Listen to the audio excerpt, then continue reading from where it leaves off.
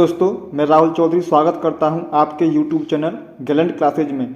इस वीडियो में हम बताएंगे रीजनिंग के महत्वपूर्ण क्वेश्चन जो हर बार एग्जाम में पूछे जाते हैं। दोस्तों, रीजनिंग में कुछ टाइप के क्वेश्चन फिक्स होते हैं जो बार बार रिपीट होते रहते हैं, अतः उन क्वेश्चन को हम इस वीडियो में आसान ट्रिक के साथ सॉल्व करेंगे।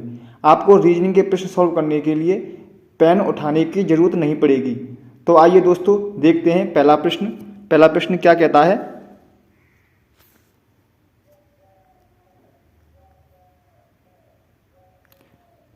दोस्तों, पहला क्वेश्चन दे रखा है, एक विशिष्ट कोड भाषा में बेड को 7 लिखा जाता है तथा सेब को 9 लिखा जाता है। इस कोड भाषा में बैन को किस प्रकार लिखा जाएगा। दोस्तों, आपको सबसे पहले क्वेश्चन को बड़े आराम से पढ़ना है। क्वेश्चन को पढ़ने के बाद आपको क्या देखना है कि इसमें दे क्या रखा है। दोस्तों, इसमें दे रखा है BAD को 7 लिखा है, उसी तरह इसने SAP को 9 लिखा है। तो दोस्तों, हमें इससे पता चल गया कि BAN को ऐसे ही लिखा जाएगा। सबसे पहले हम क्या करेंगे, इनकी नंबरिंग करेंगे। जैसे B की क्या होती है नंबरिंग, 2 होती है। A की क्या होती है, 1 होती है।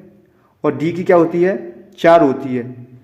जब हमने इन सबको जोड़ा तो कितना आया हमारा, 2 और 1 3 4 7। तो कितना आया, 7 आया। इसी तरह हमने इसको देखा, S की कितनी होती है, 19 होती है।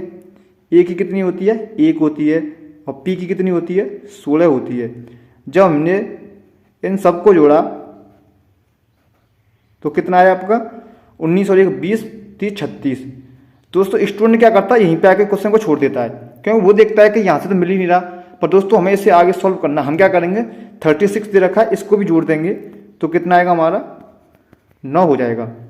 और यहाँ पे भी 9 दे रखा है। अब इस तरह हमें इसको करना है बैन को। तो B की नंबरिंग करेंगे तो B का कितना होता है, जैसे दोस्तों BAN। हम इसकी नंबरिंग करेंगे। B का कितना होता है, 2 होता है। A का कितना होता है, 1 होता है। और N का कितना होता है, 14 होता है। अब इसको हम जोड़ेंगे, 2 और 1 3, 14 3 कितना होता है, 17 होता है। दोस्तों, 17 होता है। 17 को हम प्लस करेंगे तो कितना हो जाएगा, 8। तो इसका आंसर कितना आएगा, 8 आएगा। दोस्तों, मैंने आपको क्या बोला, सबसे पहले क्या करेंगे, हम इनकी नंबरिंग करेंगे। B की होती है 2, A की होती है 1, D की होती है 4। इसको जोड़ा तो हमारे पास 7 आ गया। इसी तरह हमने SAP को जोड़ेंगे। जब हमने इसको जोड़ा तो 36 आया। अब हमें क्या करना है, सभी नंबर को जोड़ना है। 36 को भी जोड़ेंगे तो 6 और 3 कितने हो जाएंगे, 9 हो जाएंगे। इसी तरह हम BAN की नंबरिंग करेंगे तो टोटल करने में कितना आ रहा था, 17 आ रहा था। और 17 को जोड़ देंगे तो कितना आएगा, 8 आएगा। तो दोस्तों, अगला क्वेश्चन देखते हैं। उम्मीद करता हूँ दोस्तों आपको ये क्वेश्चन पसंद आया होगा। तो ये सारे क्वेश्चन SSC रेलवे में रिपीट क्वेश्चन है, इसलिए दोस्तों आपको इन्हें लिखना जरूर है। लिखने के बाद आपको 1-2 बार प्रैक्टिस करनी है। अगला क्वेश्चन दे रखा है दोस्तों, दिए गए विकल्पों में लुप्त संख्या ज्ञात कीजिए। दोस्तों, लुप्त नंबर का मतलब होता है मिसिंग नंबर। अब इस क्वेश्चन में यहाँ पर क्वेश्चन मार्क दे रखा है तो हमें यहीं पर लुप्त नंबर ज्ञात करना है। दोस्तों, सबसे पहले हम क्या करेंगे, इसे देखेंगे। इसमें दे रखा है 6 4 2 10 0। हम क्या करेंगे, इन सबको जोड़ेंगे। जोड़ने के बाद क्या करेंगे, 6 और 4 10, 10 और 2 12, 12 में 0 जोड़ेंगे तो 12, और 12 10 कितने होते हैं, 22। नहीं दोस्तों, 6 और 4 10 और 2 12, 12 कर देंगे। यहाँ पे लिख दिया हमने 12। दोस्तों, यहाँ से यहाँ पे 10 दे रखा है, ये 12 है, तो कुछ मैच नहीं मिल रहा है। तो हम क्या करेंगे, आगे वाला सॉल्व करेंगे। जब हमने आगे वाला सॉल्व किया, 10 और 8 18, 18 6 24, 24 और 2 26, यहाँ पर 26 आया।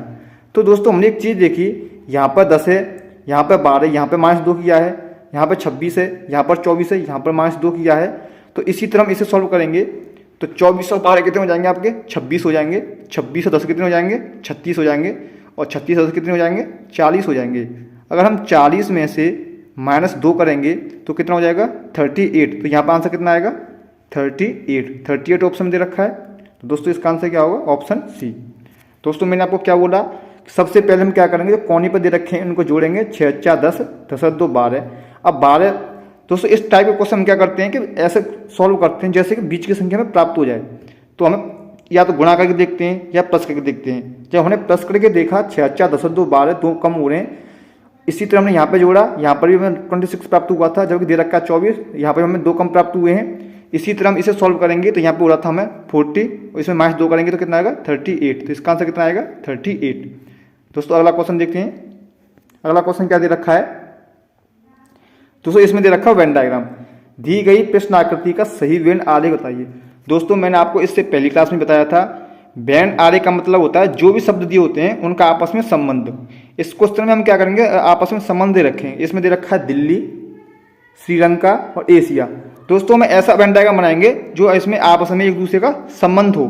तो दोस्तों हमें पता है कि एशिया एक महाद्वीप है, एशिया महाद्वीप में श्रीलंका आता है और एशिया महाद्वीप में दिल्ली आता है, लेकिन दिल्ली और श्रीलंका बिल्कुल अलग अलग हैं। तो दोस्तों हम क्या इसका डायग्राम कैसे बनाएंगे, जैसे मान लिया हमने ये है एशिया, एशिया में भारत आता है और भारत की राजधानी क्या है दिल्ली, तो यहाँ पे हो गया हमारा भारत और यहाँ पे हो गया हमारा श्रीलंका।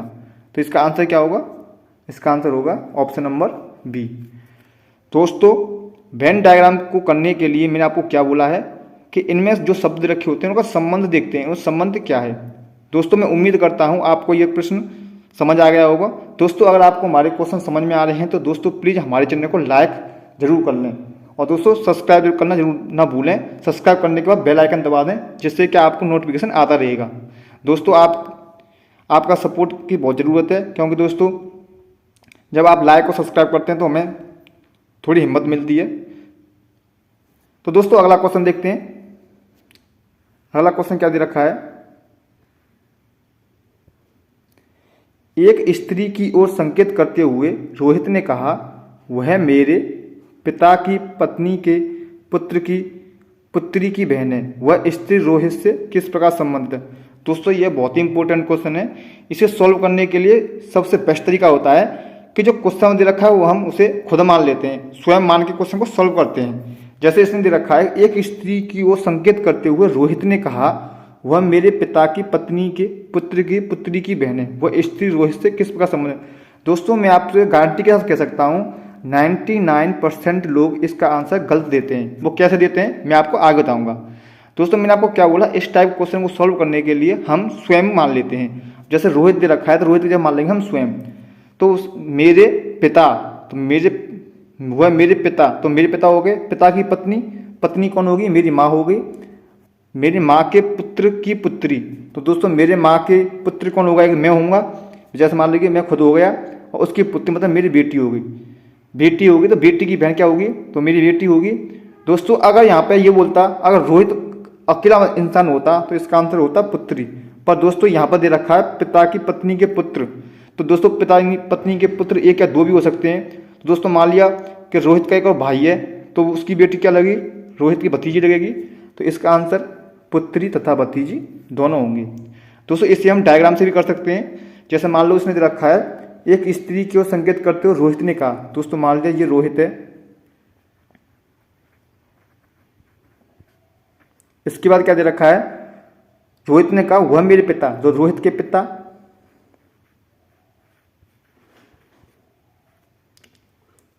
की पत्नी, मतलब दोस्तों यहां पत्नी आ जाएगी,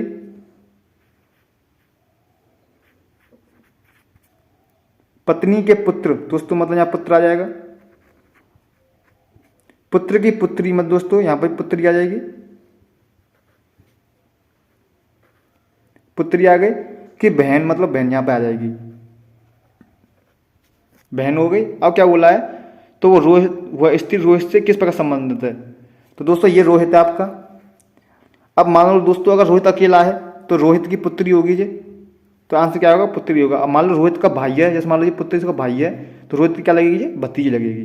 दोस्तों आप कैसे भी सोल्व कर सकते हैं, या तो डायग्राम से कर सकते हैं या बिना डायग्राम के कर सकते हैं। अगर दोस्तों आपको ब्लड रिलेशन में कोई प्रॉब्लम है तो मुझे कमेंट बॉक्स में बताएं, मैं इसके लिए आपके लिए एक सेशन लेके आऊँगा और आपको सारे क्वेश्चन आराम से सॉल्व करना सिखाऊंगा।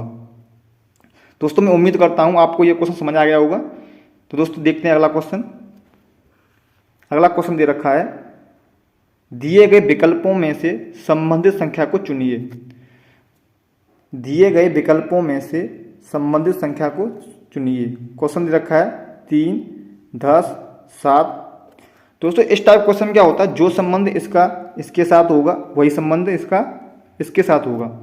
सबसे पहले दोस्तों हम क्या करेंगे, हमने देखा 3 से 30 बन रहा है, तो हमने क्या किया, 3 में गुणा 10 कर दिया, तो आंसर कितना हो रहा है, 30 आ रहा है। इसी तरह हम 7 में 10 का गुणा करेंगे तो 70 आएगा, जबकि दोस्तों ऑप्शन में 70 नहीं दे रखा है, तो दोस्तों इस टाइप से क्वेश्चन नहीं होगा।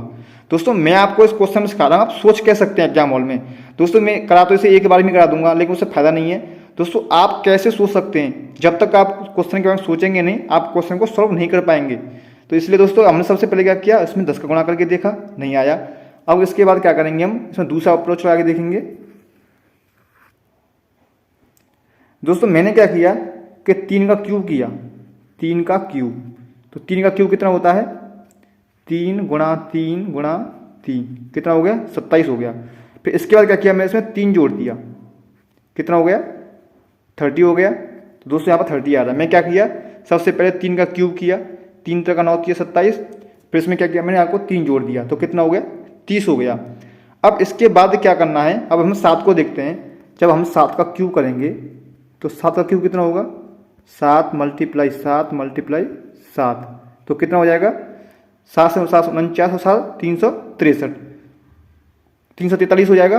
अब हम 343 में 7 जोड़ेंगे तो कितना हो जाएगा, 350। तो इसका आंसर क्या आएगा, 350। दोस्तों एक बार देखते हैं मैं आपको क्या बताया।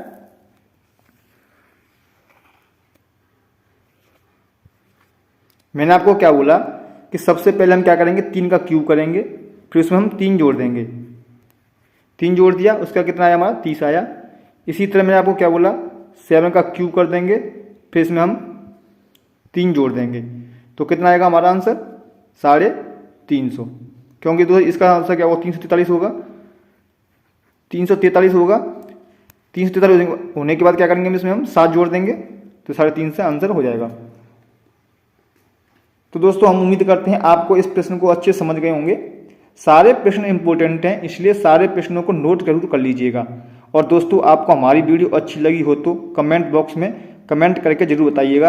अगर आप हमारे चैनल पर नए हैं तो हमारे चैनल को सब्सक्राइब करके जुड़ना ना भूलिएगा, क्योंकि दोस्तों मैं इस चैनल पर मैथ बिल्कुल बेसिक से करा रहा हूँ।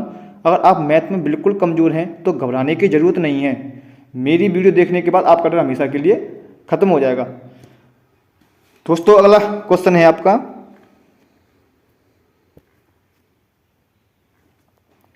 दोस्तों आपका क्वेश्चन है, इसका आंसर आपको कमेंट बॉक्स में बताना है। अगर आपको इस क्वेश्चन को सॉल्व नहीं कर पाते हैं तो अगली वीडियो में मैं इस क्वेश्चन को सॉल्व करा दूंगा।